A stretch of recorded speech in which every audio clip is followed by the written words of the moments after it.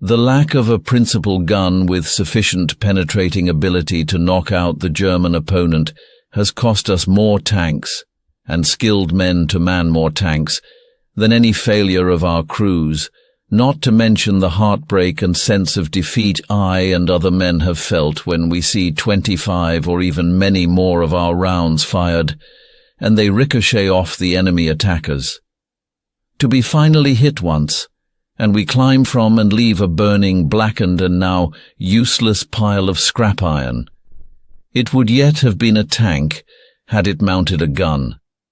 These are the words of Corporal Francis Vierling of the U.S. 2nd Armored Division.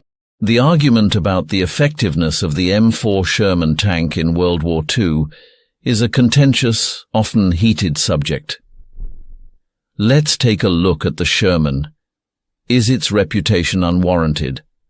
And if so, why does the M4 Sherman maintain an iconic status?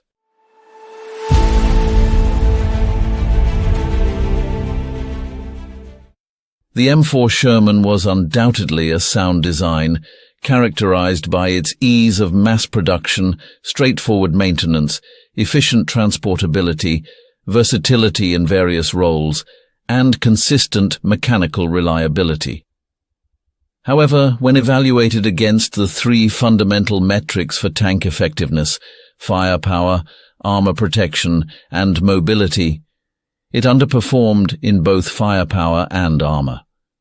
Despite these limitations, the prevailing narrative often celebrates the Sherman as a significant contributor to Allied victory, highlighting it as a symbol of superior Allied technology. This perspective, however, overlooks the grave consequences of its deficiencies, which contributed to the loss and injury of numerous soldiers, both among tank crews and infantry reliant on the Sherman for support.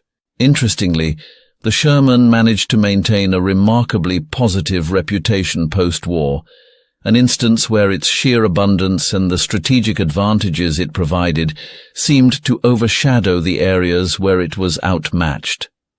This phenomenon suggests a scenario where the benefits of quantity effectively outweighed the drawbacks of quality. "We were never able to build a tank as good as the German tank," stated General Lucius Clay, "but we made so many of them, it really didn't matter." For high-ranking Allied commanders, the consensus, in public at least, was that the M4 Sherman was the appropriate tank for its time. This viewpoint was seemingly entrenched at the uppermost levels of both political and military leadership.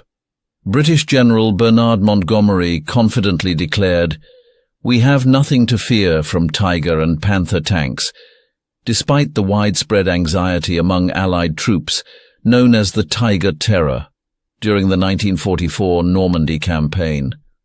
He maintained, "We have had no difficulty in dealing with German armor."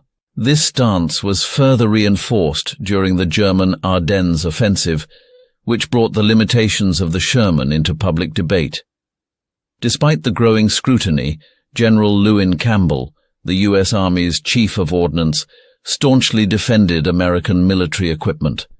In February 1945, he asserted, "We need not only have no apology for any item of American ordnance in comparison with that of the enemy, but we're leading them all the way," further emphasizing the official public confidence in American military hardware, including the Sherman tank.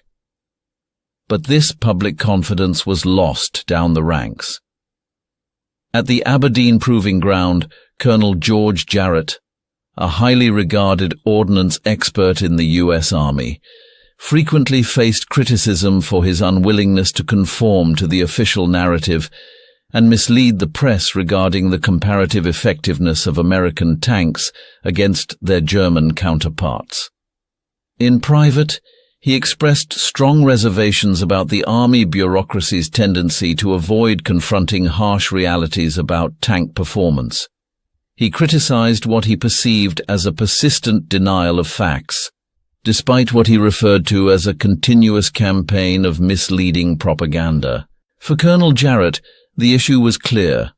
While German tank technology had evolved significantly over the course of the war, the American response seemed stagnant to him. He expressed his frustration openly, saying, "I've seen this day by day. We never beat Jerry, but catch up to last year's model next year."